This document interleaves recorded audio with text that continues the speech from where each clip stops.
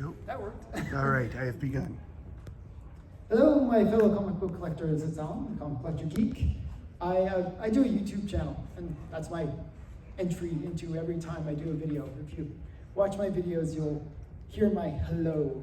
I'm going to be talking to you about a very cool book. Not necessarily cool for comic book collectors, but cool in terms of history. The book is actually this book right here. It's called The Seduction of the Innocent. And it looks, pretty, nothing interesting about it, but this book almost ended comics as we know it. Actually, at the time, you gotta imagine going back in time to a point where comics were actually bigger than they are now. Way bigger. Everybody read comics. They were in every household. Children read comics, boys, girls read comics, adults read comics, everybody read comics. Each month, 20 million comics would go out. Just massive. If you think about Superman 1, that had a print run of almost 1 million comics. It was the X-Men #1 of the time. It was a very common book. All these books were huge at the time, where they would just have massive print runs because everybody loved comics. However, at the same time as this was going on with comics, there was a weird thing that was happening in society where there was a rise in juvenile delinquency. And people didn't know what was going on, why kids were acting up, doing bad things. But kids do bad stuff. Nowadays, we blame it on video games. Well, back in the day, they blamed it on comic books. And there was a psychiatrist who was at the forefront of this. He was an activist. And he was promoting the idea that comic books were the reason why kids were acting up and causing all these problems. And he blamed comic books for the destruction of America. And his name was Frederick Wortham. And Frederick Wortham, basically, he wrote The Seduction of the Innocent. And basically, when he wrote it, he was working in New York as a clinical psychologist.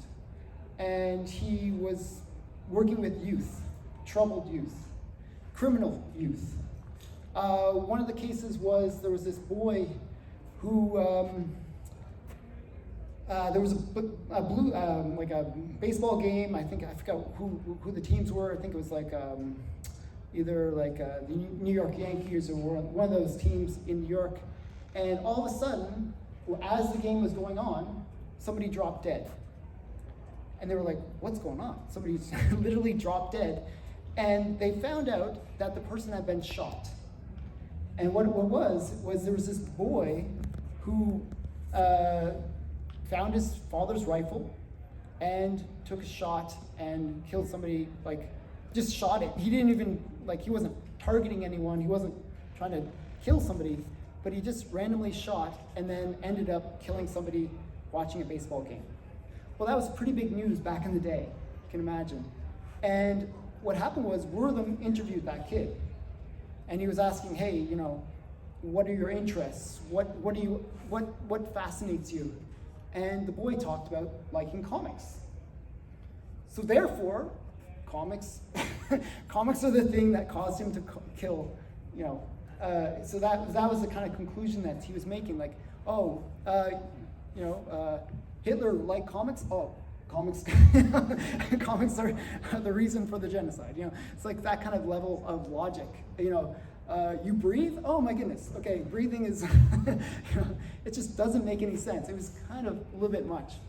And so he basically he talked to youth at the time that were in this psych ward, and 95% of these kids would read comics. Well, if you looked at normal kids at that time, 95% of the kids would read comics. Everybody read comics. So the point is, what was happening was he was associating one thing to another. And he basically he was an activist. So he was a famous psychologist, actually. He actually he wrote the book on the human brain. So a lot of the ideas at the time were based on his understanding of it. So when he brought his name to this activist movement, people believed him. And he would write in the Reader's Digest, the Ladies' Home Journal. And what he's doing, like this is going on for years, he's building an activist movement where people were like, oh, comics are destroying kids' minds, but he had something to work with. Comics back in the 40s and 50s were much different than they are today. And I'm going to show you some of the books and some of the reasons why he actually got kind of support by the general people at the time. In the book, Seduction and Innocent, he lists out about 150 different comics, and the reasons why those comics were destroying people's minds. Okay, and I'm going to show you some of those comics. So the first one is one of my favorites. This is Phantom Lady 17, and this is a great cover by an artist named Matt Baker. Matt Baker was a black artist, actually, one of the few at the time that actually was famous in the time. And he was known for his hair. If you ever look at a comic cover back in the day, you see that kind of wild hair, that kind of hair that has a bit of life to it. The hair that has a bit of life to it, that's Matt Baker's style. And if you find Matt Baker comics, hundreds, if not thousands of dollars. They go. This one actually had a sale of $400,000. It's actually one of the most expensive comics from the Golden Age. This one, well, the reason it's called the headlight cover. And headlights, well, there's a couple there you can see. That is the reason he thought, oh, if kids see this, it's sexualization, it's getting kids all riled up. This is inappropriate for kids to be reading, okay? So that was the logic behind this one. Now, the comic companies, they actually didn't, they could see Wortham's activism happening. He was very vocal.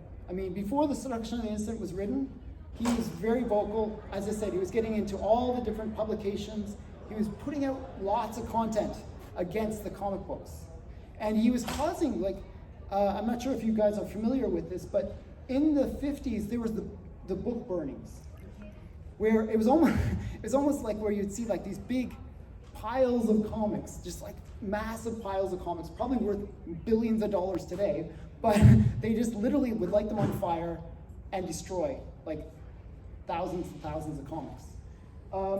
Well, the comic book companies didn't like Wortham. They really hated Wortham, and one actually decided to poke fun at Wortham. So this right there, that's Wortham. They actually put him on the cover, and they put him in bondage.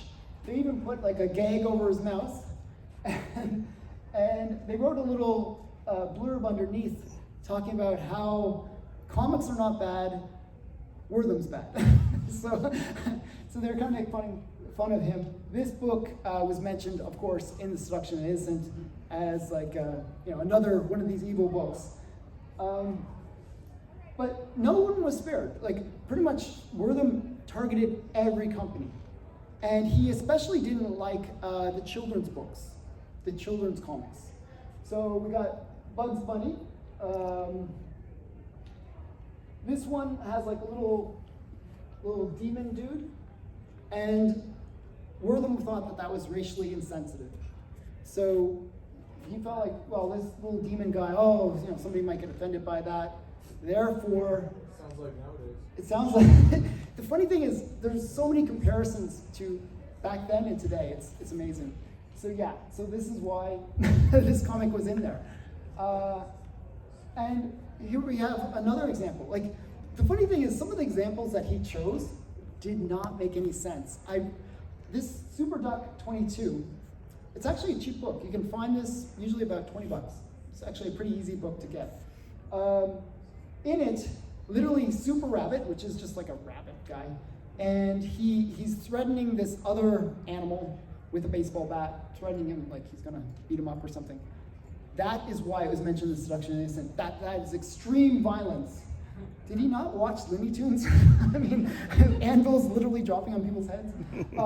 This was just such a weird one. And then we had the other elements that he didn't like in comics. So in the case of Wonder Woman, in this story, she adopts like a young kid. And he felt like there was this sort of lesbian kind of relationship between Wonder Woman and this little kid. He also had the same feelings about Batman and Robin. He didn't, not that they were lesbians, but he felt like there was like this weird gay relationship between Batman and Robin. So actually the comic companies even responded to this. They created Batwoman just to make it so that he would have a love interest so that it wouldn't look like he was gay. The funny thing is, in the modern comics, Batwoman becomes gay. So defeated the whole purpose. But a circle of life. A circle of life. Circle of life. Okay. And this is what I was talking about with Batman and Robin. There's a scene in this one where I think Batman's injured. He's like lying on the couch, and Robin comes over and sits next to him. You know, typical gay scene. So that's the kind of thinking that they had. Like, they're very sensitive to this kind of stuff. Oops, wait, I'll go back one. Again, another Matt Baker. Matt Baker was in there a few times. Matt Baker was always getting in trouble with Wortham. This is an interesting one. The cover's actually pretty cool. You see that weird red line? I'm not sure if you can see it. That's actually the bullet going through her hand. It's a pretty cool cover. But this one in it, there's a scene where somebody's like going to poke a girl in the face with a hot poker. You know, as you do. You know, it's a comic book, okay? So yeah, and then another title that he really didn't like was EC Comics. Are you guys familiar with EC Comics? Yep. Yeah, EC Comics, great company, very cool stuff. In this one, you basically have, it's a strangulation cover. The woman is getting killed by her husband. You know, divorce, kill your wife. You know, gotta balance that. Okay, so then we got crime suspense stories. This one was one that was actually used multiple times. So it was mentioned in the Seduction of the Innocent. It was actually one of the panels that was mentioned. If you open up the book, there's actually photo covers that they put inside the book. And they show like, oh, this, look, just, they didn't even have to say much. It's just, look at this. Oh my goodness, freak out now, start burning the books, okay? So this one was with just the caption of cover of a children's comic book. That's all you had to say. Because, you know, you got the guy's neck. I mean, literally, the guy's neck is broken. So this one freaked out people. They actually had Senate hearings where they displayed this one because it was pretty extreme.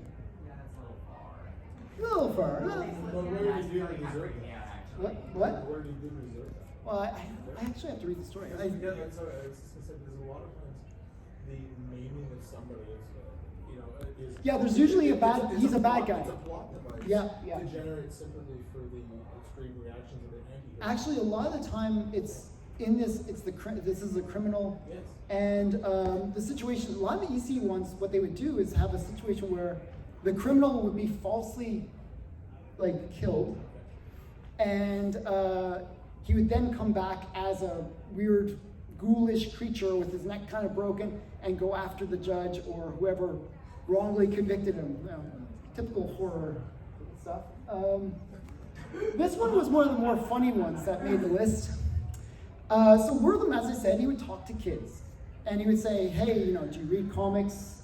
Did comics warp your brain? Did you go and kill people because of reading comics? And he talked to a little girl. And the little girl was reading this comic, okay? And she's little, you know, she's, I think 7 or 8, you know, that kind of age, really young. And she didn't know how to pronounce Q-Ps. She pronounced it corpses. You know, so Wortham was like, oh, you know, this book, it's like corrupting the kids' minds. How do you get Yeah, exactly. So the point is, You have theory, you're bending everything to fit. yeah, that's exactly right. So he would warp everything to fit his theory. But he was very convincing, okay? Because he has he has credentials, he's like a well-respected man. And that really was one of the things that drove this. Okay, so then we got a Canadian entry.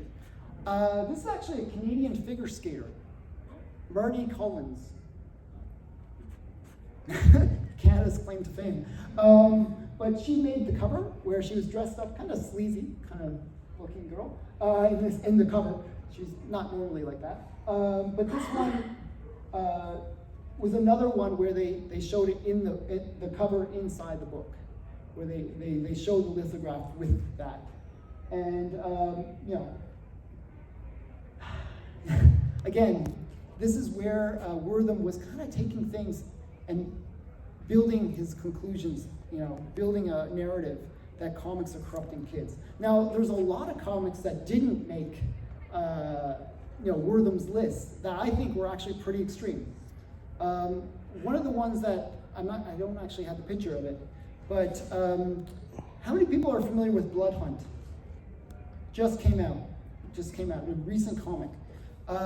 Well, if you get the 1 in 50 variant, it has I think it's Thor's head is being lifted, and it's like decapitated.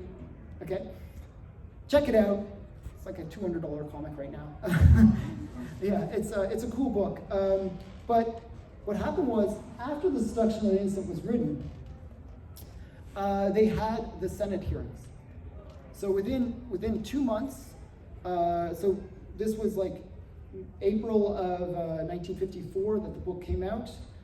By June, they were doing the Senate hearings, where they were basically talking to the various publishers and saying, hey, what's going on with comics? What are you doing to protect kids from this graphic, violent stuff, this graphic, violent content? And they talked to William Gaines, or Bill Gaines, and he basically, they had blown up all the comic covers, and one of the covers that they blew up was Crime Suspense Stories 22.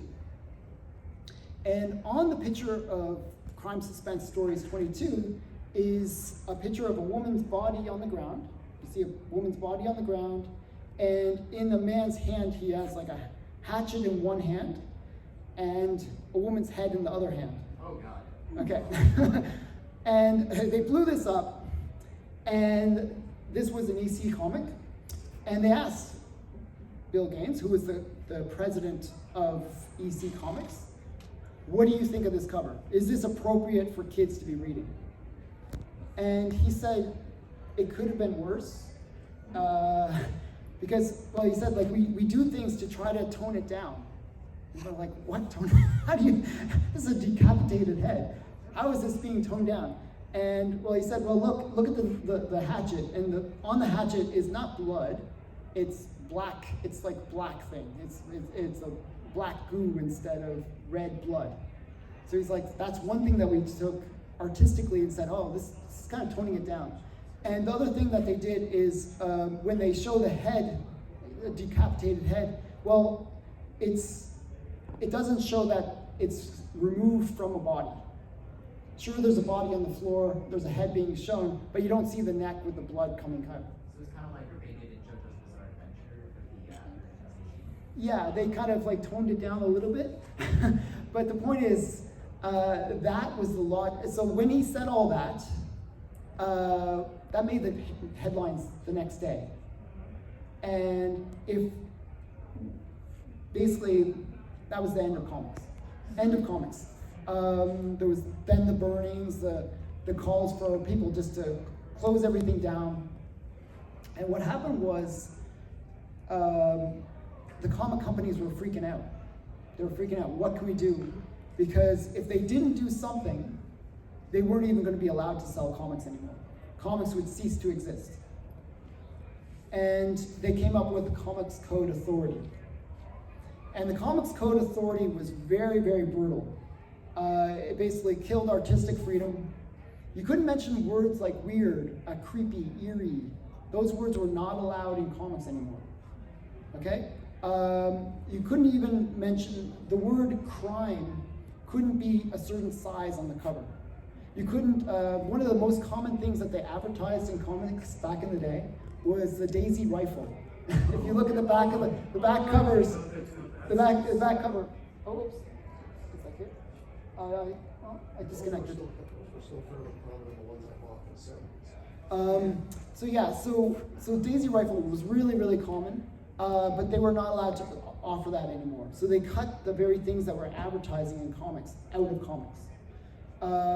They also put in rules like where you couldn't show like vampires, werewolves, stuff like that. So there was a whole bunch of things that they basically implemented that all of a sudden killed comics. So within a period of 1 year, in the golden age, there was about 2,000 companies that sold comics, that created comics, promoted comics, and had massive print runs.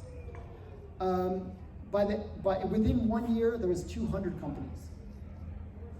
So just decimated the whole comic book industry.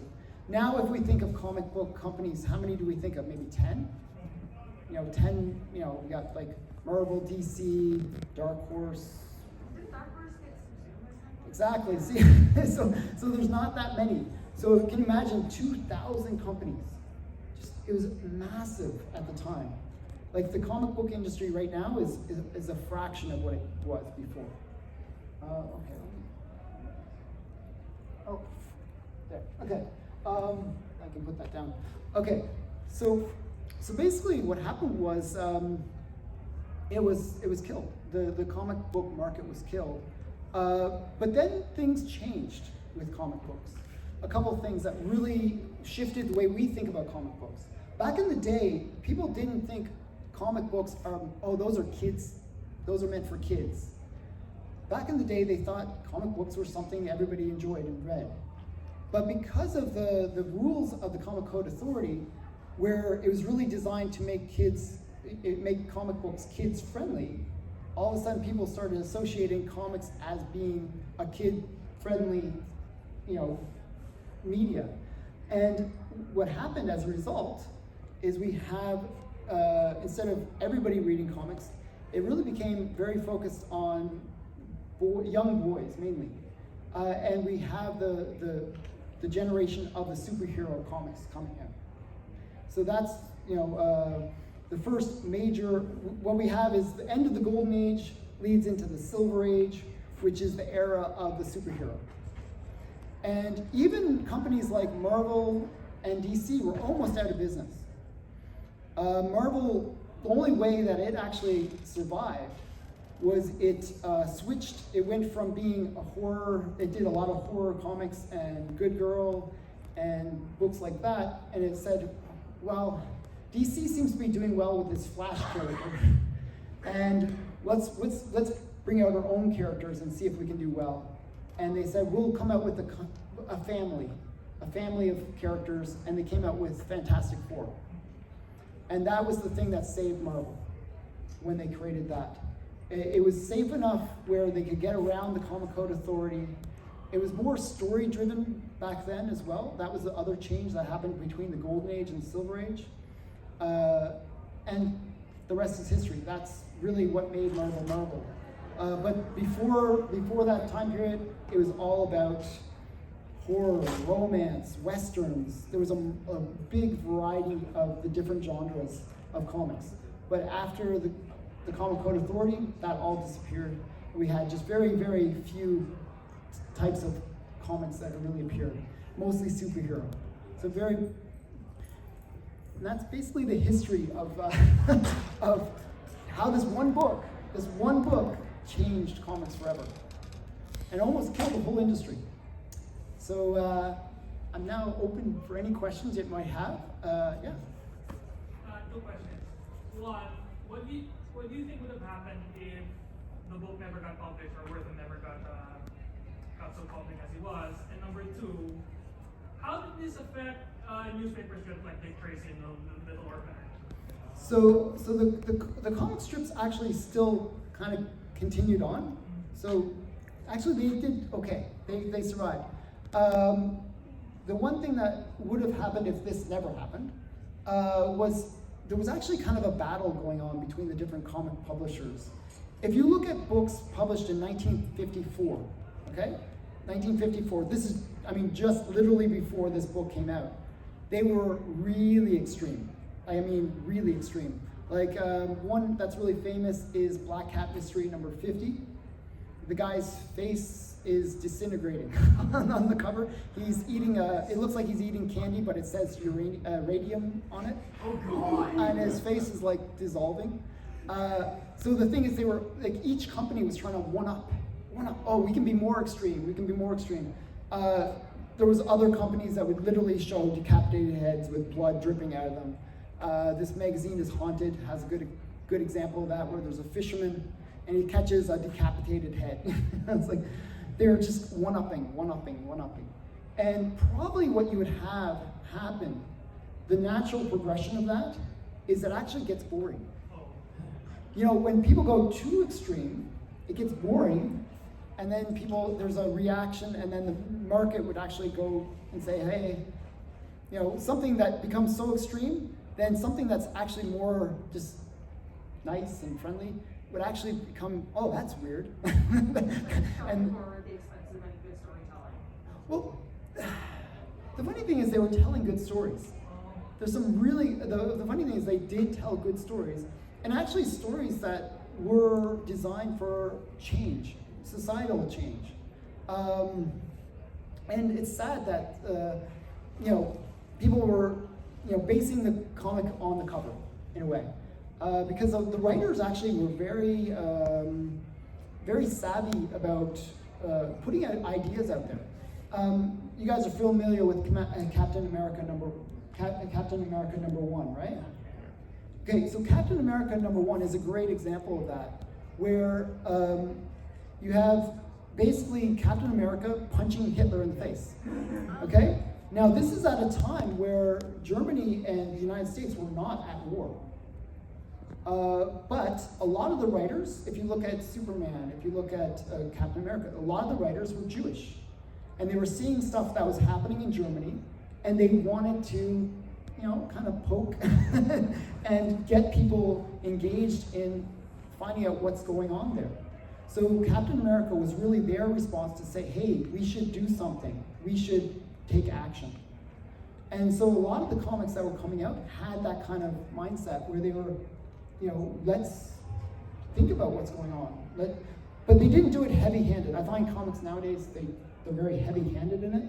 They're much more subtle back in the day. And it was better writing, actually, back in the day. So, good question. Any other? Yeah?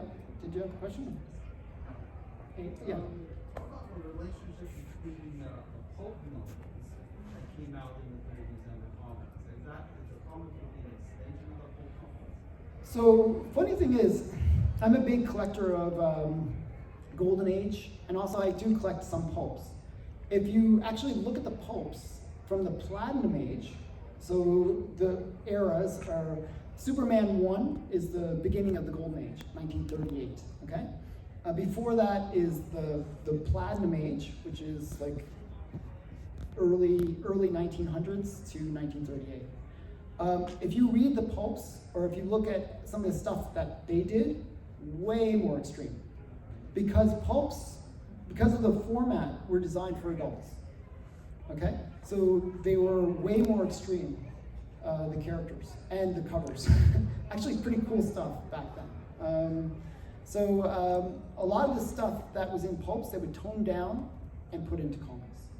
There was actually a lot of times where you'd have where there was almost like cover swipes, where it first appeared in a pulp and then it appeared in a comic at the same cover. And sometimes the stories too, where you get sort of a toned down version. So they did actually try to make it kid friendly to a certain extent, but there was that kind of crossover. Does that kind of get your question, or? Okay, sort of. Well, Yeah, because you say like comics were more extreme back then, and so were the pulps. the pulps were, okay, so more extreme, even more extreme with the pulps, like just that next level. Like, for example, a character I like from the pulps is Sally the Sleuth. Okay? In the pulps, they have a scene where there's people like hanging from the ceiling with literal bites out of their bodies. They're nude with bites out of their bodies. Okay? That's in the pulps. In the comic, they show maybe a little bit of blood. It's like the same character. They really toned it down. But even Wortham mentioned Sally the Sleuth in The Seduction of the Innocent because he thought she was too extreme. So, but that's the level, the different level. Very different than modern comics. So, if that kind of gets better to your question. Yeah? Yeah, I find it shocking. I find it shocking. I think what she's going to say is I find it shocking that we would cancel something on the basis of the cover. But we're sort of in this age of outrage where we're offending everybody with something, and I have an adage that if you offend everybody, then you offend nobody, right? Yeah. But I'm just wondering, in the current context, is storytelling alive and well in some pockets, or is it possibly threatened in this age that we're in, where we're not able to do anything? The thing is, the Comic Code Authority actually ended in 2011. Okay? And it was a slow death. What happened was in the early 70s, Stan Lee wanted to come out with a story about drugs. Okay? And not promoting drugs, but actually showing the consequences of drugs. Okay? The Comic Code Authority would not allow that. You were not allowed to mention drugs in comics. And what happened was he said, screw you. And Stan Lee did it anyways. And he took the Comic Code Authority off and he sold it anyway. That sort of people kind of rising up and saying, we're gonna go and do it anyways, kind of started eroding stuff. So if you look at Bronze Age comics, that's during the 70s, those books had horror. Horror was brought back. That's when I started buying comics. Yeah, exactly. So these are, so the idea is like things were gradually eroding. Yeah. And by the end of it, nobody really cared. Nobody really cared. And so then modern comics, you get more of that, right? Where people are saying, okay, let's give the artists, let's give the writers more creative freedom. So there is that part of it, but what we have is a culture that's kind of focused on pushing a message rather than telling good stories. And so what's happened is there's a sort of a balance that you need, where the editors actually try to maintain a sort of quality of comic and make sure that the characters kind of fit a certain style of, meet the way that they were designed in the first place. When those editors are kind of taken out of the picture, what you have is writers just writing, they're self-inserting, they're writing characters in a way that they don't even know the character, they don't understand the character. And what ends up happening is the characters don't really feel the way that they should feel. And so that's what's happening nowadays, where there's a bit too much freedom. In a way, it sounds weird to say too much freedom, but there is that. And there's also this weird... Yeah. And there's also this feeling where it's almost a societal editor is happening, where people are very nervous to say anything that goes against the narrative that's being promoted. So there's that weirdness, and I think that really is impacting the writing. So that's my long way of getting to the answer. I'm just curious, when they started with the Senate hearings, is there any of the presidents of the companies or whatever that said, well, this comic in particular, for example, we made it for adults. We never intended for like a 5-year-old to read a crime comic? Yeah, so they did say that. But the thing is, kids were getting the books. It was a fact. The kids were reading these books. Their parents, I talked to my dad about it, and his parents wouldn't let him read anything but Little Lulu. That's all he was allowed to read as a kid. Because the parents knew that these comics were a little bit, a bit much, a bit extreme. But the thing is, my dad would say, well, when we went to school, then all the other kids would have the books and we would read them anyways. So that was, the mentality was this, that If you just take those books out of society and completely, then you're protecting the kids from that. Okay, so even though they did say that, well, it didn't matter. They didn't learn from Prohibition. No, they did not learn from Prohibition. Yeah, No. taboo just stokes desire. Yeah, That's all it exactly. is. That's true. That is very true. Yeah. Has anyone actually taken a look? Oh, time. 10 minutes. 10 minutes. Okay. Has anyone taken a look at what Wortham was writing and looking at it in relation to some of the other social control movements that were sort of going on in the early 50s at the same time? The backlashes against, the move to suburbanization, the backlash against, quote, communists in our government or society So, and all the rest. And the more. Yeah, so the McCarthy era. Right? Yeah. So McCarthyism. It's all coming at it around the same time. Yeah, so there was that whole idea of, the Red Scare, right? So this is all the same time period. And there was that kind of heavy-handed desire to have the government influence society. Get government will solve it, government will regulate it, it'll be all better if we just get a bit of more regulation and rules involved. Actually, the Common Code Authority was an action against that, believe it or not. No, I know that it's related Yeah. to something like the Hays Code for movies. Yes. And there was actually an earlier Common Code that was based on the Hays Code. It was the ACMP, I believe. American Comics and Magazines, whatever, something. So basically, there was multiple movements happening though at the time. If you think about society back in the 50s compared to now, way more free. About certain things. There was more social pressure, but there wasn't political or government pressure on things.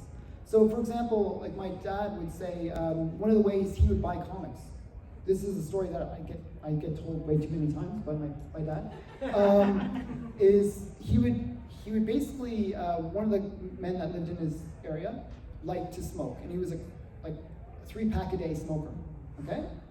And what my dad would do is the guy would say, hey, can you get me a pack of cigarettes? He would give him, I think it was like $1 or 35 cents or whatever it was, a certain number, a certain amount, but there would be a little extra in there. Yeah. And the extra he would use to buy comics. So I said to my dad that he's basically a drug dealer, and this, but can you imagine kids buying cigarettes for somebody today? No. Well, no, that's been illegal since the 70s, But you know what I'm saying. Adults buy it for them. But that was not uncommon back then. There was a lot of. But there was also a lot of other types of social control that were going on at the same time. It was different. It was more social rather than political. Is my Are you controlled from institutions other than the government? Like, Yes. Yeah. my mother's worked in church for decades, and Yeah. there's a lot of people who want, the church as an institution to be able to just tell people how to be good people. Yeah. Yeah, so you'd have more of a social pressure rather than political or legal pressure against you. That's the difference. That's and all societies have that, right? Anyways, we kind of have that even today, where we have this weird pressure. If you go against the message, you could be outcast. You can lose your job. Any other questions? Yeah. You mentioned video games being seen as that. I remember this was an entirely different context, but quite famously when there were trials about violence in video games, Yep, like yep. the ESRB, Nintendo of America's president was like, "Oh, these games, these are Sega's games. We would never publish this on a Nintendo system. It's Sega." Where they sort of backstab their competitors? Yeah. So I'm wondering if in the comics world, if there were any companies that were trying to use that to say our publications aren't as Well, bad as this publication. Not every yeah, so there was that actually. Not every company actually adopted the comic code. Dell Comics and Archie Comics did not. So Dell basically, I'm actually not sure about Archie, but Dell did not adopt the code. The reason they didn't adopt the code is they didn't think it was necessary, and they didn't need to adopt the code. The motivation to adopt the code is you couldn't distribute through the regular channels if you didn't have the code. Well, Dell had its own distribution network, so it didn't need it. But also Dell considered its content to be superior in the respect that it was meant for kids. We're the good comic company, and they would constantly say that. But actually, if you remember my slides, one of my slides was the Bugs Bunny one. That's a Dell comic. So they were not spared either. But the point is, they would throw the other companies under the bus. And actually, when they wrote the comic code, this is an interesting part of the comic code. EC Comics. If you remember the titles of EC Comics, you got like Weird Tales and Cryptic Terror and all these kind of. Terror was not. There was words that you were not allowed to use after the code came in. All of those basically removed every title that EC had. Well, the people that created the code were Marvel and DC, and they were basically saying, well, this is a good way to get rid of our competition. So you get a lot of that where they were deliberately altering the code to kind of help themselves a bit. So, yeah. First of all, I want to say thank you for coming on. And second, I just forgot my question.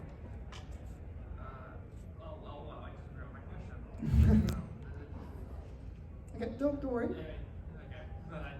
Okay. If you remember it, just ask.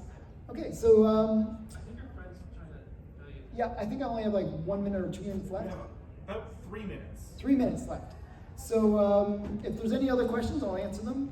If you can talk to me outside anyways. But yeah, so if you want to learn more about Golden Age comics, about comics in general, you can check out my YouTube channel, which is on my shirt. It's just Comic Collector Geek, and I talk about comics all the time, and I show some of my collection. I have almost the complete Sodi collection, which is all the books that were mentioned in that book. Yeah. Do you sell any comics? I do not sell comics. I'm a collector. So I have a crazy collection actually. So yeah, you can check out my YouTube and see my crazy collection. But Is it Comic Collector Geek? Comic Collector Geek. And you get to see me being geeky on YouTube. And if you check out today's video, it's all about the hottest Golden Age comics of the week, where there were some pretty big sales for Golden Age books. So. And I post every day, so there's always something happening on my channel. So. Do you have a digitized comic library? No, I actually read my comics through 1 Million Comics and Comic Book Plus is the way I read my comics. But I actually, I use Hip Comics, their app, to catalog my collection. So I've cataloged about 1/20th of my collection so far. Oh my god. So about 1,000 books I've cataloged. Yeah, it's very painful. I don't really recommend. But yeah, something I'm trying to do. Okay, and he's saying wrap it up. So thank you everyone. Enjoy the conference. Bye.